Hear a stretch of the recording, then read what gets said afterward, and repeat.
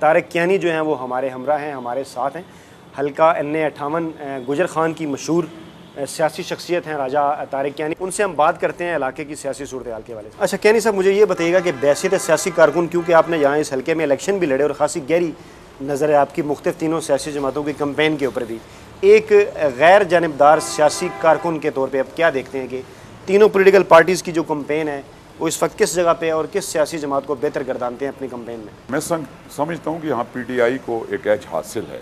और वो as youth का है, वो एज उन लोगों का है, उन वोटर्स का है जो इस मुल्क में तब्दीली चाहते हैं और जो फ्रस्ट्रेट हो चुके हैं पाकिस्तान मुस्लिम लीग नून से और पाकिस्तान पीपल्स पार्टी की क़यादत से और उनके माजी के तजर्बात से। लेकिन हाँ, इसके साथ ये भी एक हकीकत है कि पीपल्स पार्टी का जो उम्मीदवार है वो एक्स प्राइम मिनिस्टर है,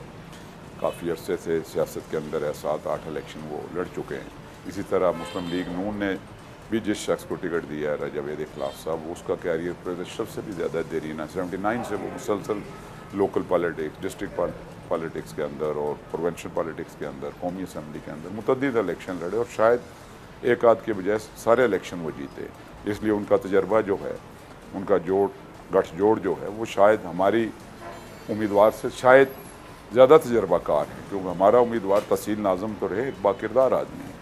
लेकिन ज़ाहिर है कि कौमी इलेक्शन जो होता है वो फ़र्स्ट टाइम उसके अंदर मुताज़न हुए हैं, तो ये आज उनके हक़ में है। लेकिन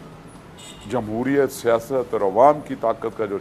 अवाम की सरचश्मा होता है वो एक सैलाब होता है, और जब किसी मुल्क में वो सैलाबी सरचश्मा अवाम की ताकत का इज़हार करे तो फिर कोई गठजोड़, कोई तजर्बाकारी, कोई पैसा, कोई मखसूस किस्म की जो मसनूई ताकत है वो फिर उस बहाव को रोक नहीं सकती। NA-58 कौमी असम्बली का हल्का तहसील गुजर खान, यहाँ पे हमने एक रैंडम सर्वे किया पाकिस्तान तहरीक इंसाफ, पाकिस्तान मुस्लिम लीग नवाज़ और पाकिस्तान पीपल्स पार्टी के हवाले से कि यहाँ के लोग कौमी असम्बली के इंतखाबात में किस उम्मीदवार को और क्यों वोट देना चाहते हैं। सर्वे के दौरान जो दिलचस्प बात सामने आई वो ये थी कि तीनों ही सियासी जमातों के हमायती और उनको वोट डालने वाले जो अफराद हैं वो यहाँ पर मौजूद हैं, और तीनों ही जानिब से जो है वो बड़े जोश व खरोश के साथ इस बात का इज़हार किया गया कि वो अपने पसंदीदा कैंडिडेट और अपनी पसंदीदा सियासी जमात को वोट डालेंगे। पाकिस्तान मुस्लिम लीग नवाज़ को वोट डालने वालों का ये कहना था कि नवाज़ लीग ने यहाँ पे काम करवाए, पूरे मुल्क में काम करवाए, यहाँ भी करवाए, वोट उनका बनता है। पाकिस्तान पीपल्स पार्टी के राजा परवेज़ अशरफ को जो वोट देना चाहते हैं उनका ये कहना था कि राजा परवेज़ अशरफ ने भी इस हल्के में बहुत काम करवाए और गुजर खान का जो नाम है वो आलमी सतह पर रोशन किया क्योंकि वो वज़ीर-ए-आज़म पाकिस्तान बने, तो वोट उनका हक़ है। तहरीक इंसाफ को जो लोग वोट देना चाहते हैं उनका ये कहना है कि गुज़श्ता 35-40 सालों से जो दो सियासी जमातों का निज़ाम है उससे तंग है और वो तब्दीली चाहते हैं और इस दफ़ा वो तब्दीली को वोट देंगे। 11वें इलेक्शन होने जा रहे हैं 1970 के बाद से लेके आज तक। गुज़श्ता जो 10 इंतखाबात हुए यहाँ पर, उन इंतखाबात में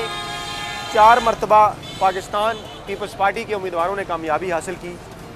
2 मरतबा इस्लामी जमहूरी इत्तेहाद के उम्मीदवारों ने कामयाबी हासिल की, 3 मरतबा पाकिस्तान मुस्लिम लीग नवाज़ के उम्मीदवार यहाँ से कामयाब हुए, जबकि 1 मरतबा आज़ाद उम्मीदवार ने यहाँ से कामयाबी हासिल की। इस हल्के की जो अब तक की सूरत हाल है जिसका हमने जायज़ा लिया है,